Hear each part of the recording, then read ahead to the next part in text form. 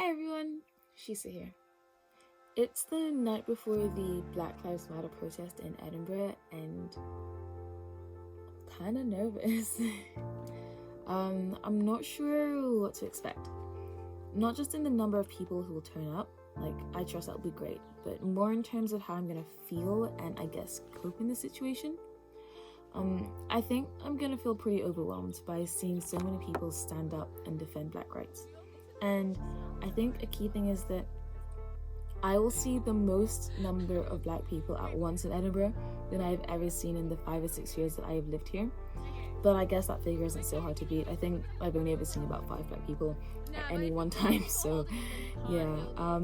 But also to see so many white people being as outraged as I am, that might just maybe reduce me to tears. Hopefully not. I'm not usually one to cry in public, but yeah. I think part of it is because I've never felt that Edinburgh was particularly pro-Black, if that makes sense. I've just felt as a city, especially the middle class circles that I live in, are more kind of like, oh no, I'm not racist. I have a friend who knows someone who's Black, so I'm definitely not racist, as opposed to F racism. I am anti-racist and it disgusts me. The high school I went to here has actually been floating around the top 2 and not 2 spots for best school in Scotland. Sorry to flex, but with that comes a lot of middle classness. So I guess even from my friends, in all honesty, I'm kind of surprised that they were all coming to the protest, you know? Like, I know they love me and support me and are not racist, but we never talk about it. And I guess it's hard to know exactly where people stand on an issue if you're too scared to ask them, because what if the answer or the vibe is negative? Then what am I meant to do? Find new friends? I was never the hippie or social justice warrior teen in school, so obviously I didn't fit in with that crowd, and I do come across as very middle class. Well, I am. And sometimes it feels like my school breeded that crowd who would happily make more noise for Save the Turtles, which, okay, let's do that too, but more than Black equality.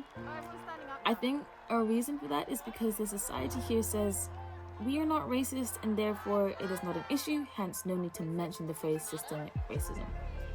Personally, I don't remember any incidents that have occurred to me as a result of explicit racism here in Edinburgh. However, I have really and clearly and identifiably felt the impact of systemic racism.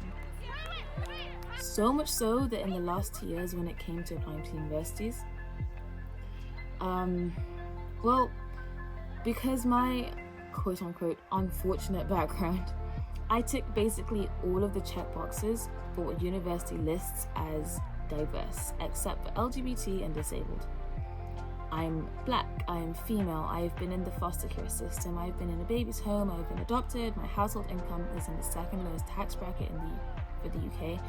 I'm raised in a single parent household. We live off a single income and my mama works in the charity sector. I used to attend a socioeconomic deprived school. I mean, what else? Basically on paper, I scream unprivileged, although I feel so privileged. I have everything I want. I am loved. When I say I'm broke, that's because I was stupid and walked past the Urban Decay aisle. So I don't worry about finances, and I have never felt that my career opportunities were limited because of my background. But when I started to get offers for universities from like London School of Economics and interviews at places like UCL, there was a point where I really questioned whether these universities even cared who I was, or if I was getting in based on my own merit or because I was a quick fix to check all the diversity boxes. Another scary point was when I was the only Black person at a young lawyers event at UCL a couple years ago. The photographer came in and started snapping official shots, candid here, candid there, and then he asked me very charmingly if I would like to just slide over one desk so I'd be in the shot of like the main stage area. And brushed it off as like, you're pretty or whatever, but I couldn't help but feel like, no, it's because you need to prove that this is a diverse company. And, well, no one else here carries as much melanin, so yeah, take the compliment though. At this process tomorrow, I'm slightly concerned that the atmosphere might make something inside me really open up to the race tensions and issues in the UK. And this place I call one of my many homes across the world. I've never been to a protest before, but from what I feel watching other people go to them on my phone screen, and when the right video of George Floyd made me cry, to actually be in that video, bro, I don't know what to expect. For 18 years of my life, I have refused to discuss race. I have locked up every concern about race issues because I just could not face them. From the age of 13, which is when I think is like the earliest a kid can really be expected to stop thinking for themselves about things like racism, I have felt too scared to think deeply about racism and how it affects me, because when I get sad, who's gonna be there for me to talk to? I don't have a black community around me in Edinburgh, and yes, I know there are random black people in the city that I could reach out to, but like, out of the circles I move in, and I move under my mum's wing, it's a very white wing, if we're being honest. When I get scared because I realize just how horrible and how hopeless, well, almost hopeless, the situation of living under systemic racism is, what was I meant to do? Go and cry to my white mama? What was she gonna say? There, she said, hopefully it'll change, or you're tough enough, you'll get through it.